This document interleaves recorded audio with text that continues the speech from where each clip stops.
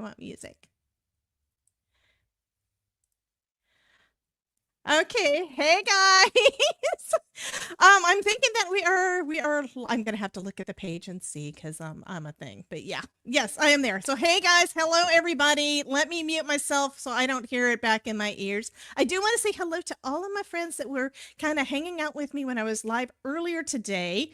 You guys rock. I absolutely love y'all. Y'all already know that. I need to turn that on because they're going to be upset if they. Why did that turn off? Anyway, you're going to be upset if you don't have your emote wall.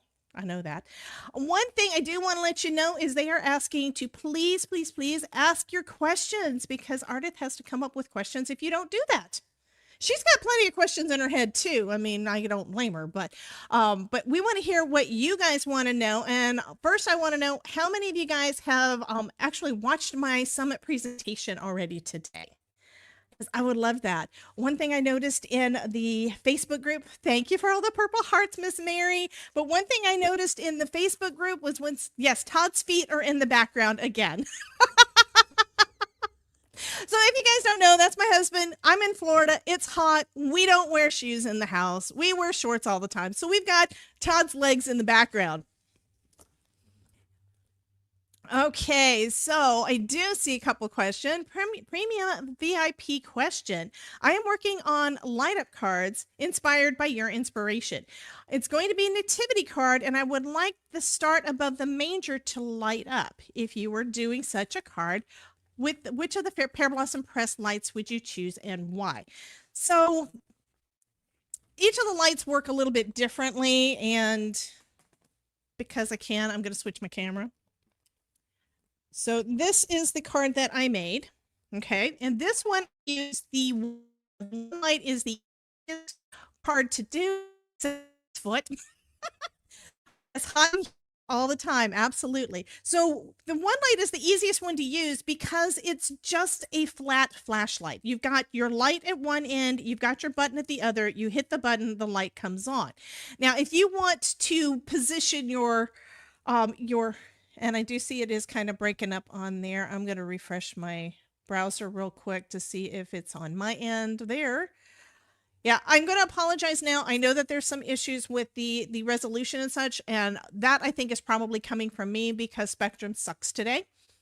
So hopefully you can see it. Anyway, if you want to position something other than that little space there, you're probably going to want to go with the Easy Light. The Easy Light is the one that Amanda came up with first. And the way that it works is you've got lights on 3 different wires. You can position them anywhere you want to on your card. And then you have a button that you can position anywhere you want to on your card. So it gives you a lot more flexibility, but it also means you have to think. So I use both. On this card, I used the one light because I wanted to show how quick and easy it is to use. But it's definitely something that you have to consider when you're designing your card. Okay. Kamado says, I know you love all the lights that Pear Blossom. Oh, I'm going to switch. What is your favorite crafting technique? Mary knows I don't have one. I do a lot of die cutting. I love die cutting. I love foil. I love the lights. I love the better press. There's just so many different things that you can do with all the different things. I even love heat embossing and regular dry embossing. So it really depends on what kind of look you're wanting to get. Stenciling is quick and easy. Yeah, there's just so many different things that you can do with so many. All of the tools have got a different purpose. It's like, which do you pick, a hammer or a screwdriver? It depends on what you're wanting to do with it.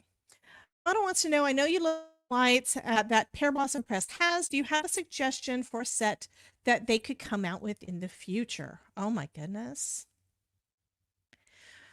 So far, we've got the one light, which is what I used here.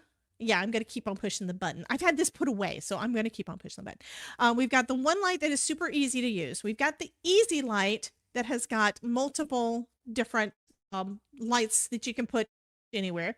And then you can position your mechanism wherever you want. Then we've got the twinkle lights, which is the same as the Easy Light, except the lights blink, which is fabulous. Then we've got the halo light, it's configured to have 6 lights in, maybe it's 5. So you've got lights in a circle, which would work great for, I've used it myself in a like a hammer. Okay, thank you, Melissa. I'm glad that that worked for you. Anyway, it's shaped in a circle so that you can basically focus the light on a central area that you want it to go to. And then we've got the the absolutely fabulous candle light that you click the button, it turns on, it stays on till you blow it out. So there are a lot of different ones. I can't think of anything that that she needs to add. I mean, she's coming out with a lot of other kind of products. There's some stuff coming up soon that I can't wait to get. Um, and I'm waiting. How do you decide which ephemera to use foam with? Stephanie, I say about that. It's life.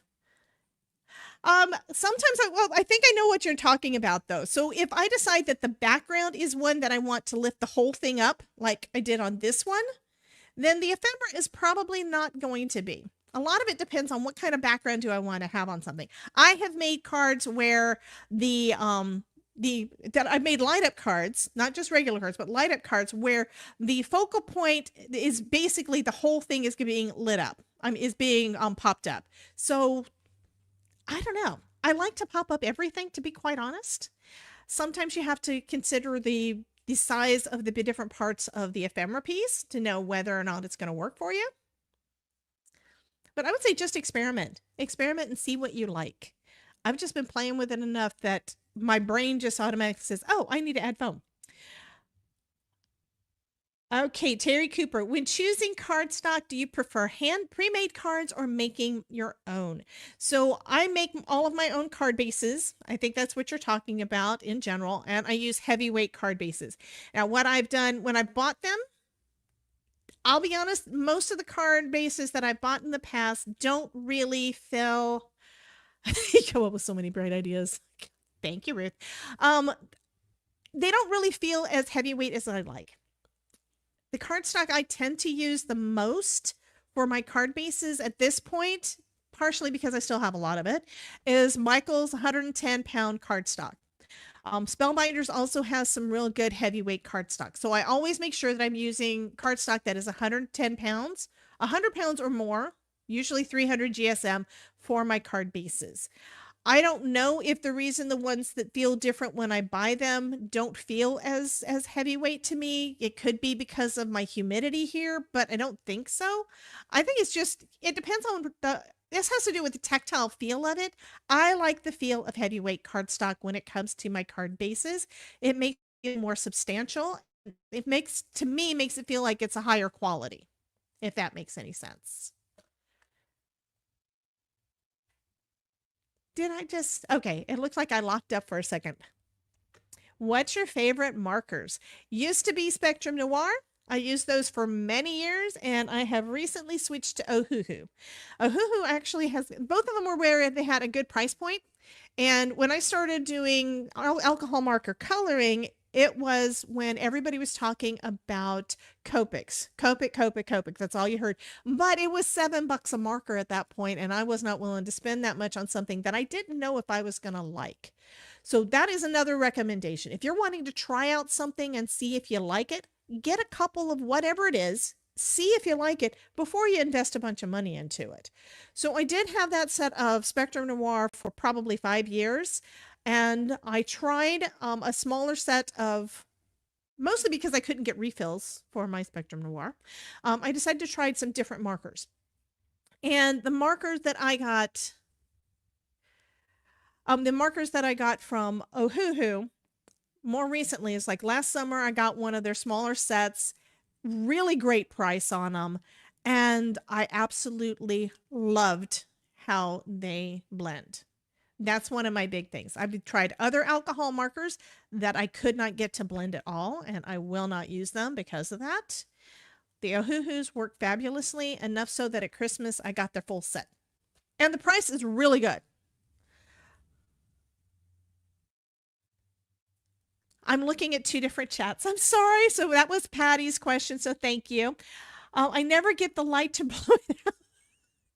Okay, I never get the light to blow it out. So you've got the light and you can't get it to blow out. Sometimes you have to blow harder, but the thing is that Micah, and that's Amanda's husband, they are the brains behind everything at Pear Blossom Press. The way that Micah explained it is there is a teeny weeny little speaker at the base of where that light is. If you have covered that up in your card, it may not be getting the needs to be able to turn off.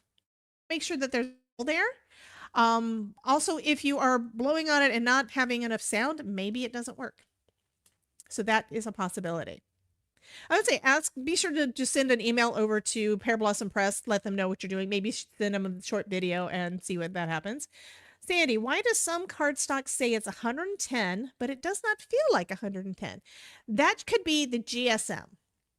I think at one point I looked into what a word meant.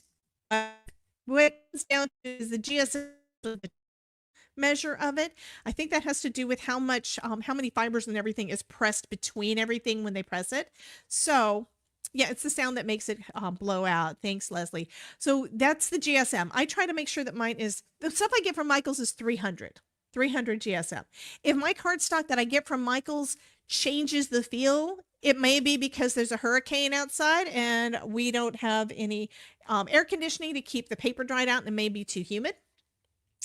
So yeah. So that's what I found. I have found that my cardstock has felt during I was making cards one time. This is several years ago, and it kind of just felt wimpy and wilted. Ava says, how do you store your Ohuhu markers? I recently moved them out of the big bag that they came in. So I got the big bag. So that's what I was using and keeping them under my desk. I just recently moved them to my rolling cart. So I've got them off to the side over here, which you're not going to be able to see it, but I've got them all right there. I do need to go back through and fix the RGB order because my brain says I have to. But yeah, right now I have them off to the side so they are easy access. Anytime I want to use a marker to color anything, it's right there.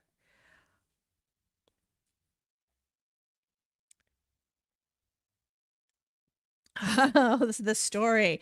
Thank you, Melissa. Melissa wants to know what inspired you to go into card making. Okay, here's the story.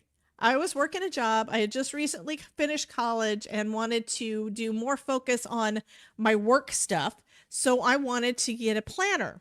Okay. I had an old Franklin Covey that I had used years before, and I couldn't make myself use that. It was just tied to some sad memories because my husband had passed away and I used it when we had been together. And that's been many years ago. So don't worry about that one. Anyway, after that point though, I tried a couple of different planners and I didn't like them. And I decided to start making my own inserts because I wanted things to work the way I wanted it to work. And I wound up discovering that there were such a thing as planner stamps. It's like, oh, okay. And then I looked on YouTube, and I think I just looked up something about stamp, and I discovered Jennifer McGuire. Jennifer McGuire is the one that actually inspired me to move further into that area. I wound up finding out you can do all those things. Oh my God, that is so cool. And I remember going on vacation with my husband to visit his parents and me having my tablet open or my laptop open, binge watching Jennifer McGuire and making cards over a Christmas vacation. 12 of I mean, all the cards I used to make, I would make 6 or 12 of the same one, and that taught me how to do it. That gave me all the muscle memory that I needed. It gave me lots of ideas. One of my favorites that I did that she has, I've even gone back and looked at her video again. It's like, yeah, it's still there. She did one with a balloon. It was a birthday balloon. This is 2017 that I saw it. I don't know how old it was, but it's basically cutting a circle, cutting a little triangle to go down as the tie, tying a string to it and putting happy birthday on it. I made at least a dozen of that card. at least a dozen of that card. I used to case her cards all the time. She was my favorite.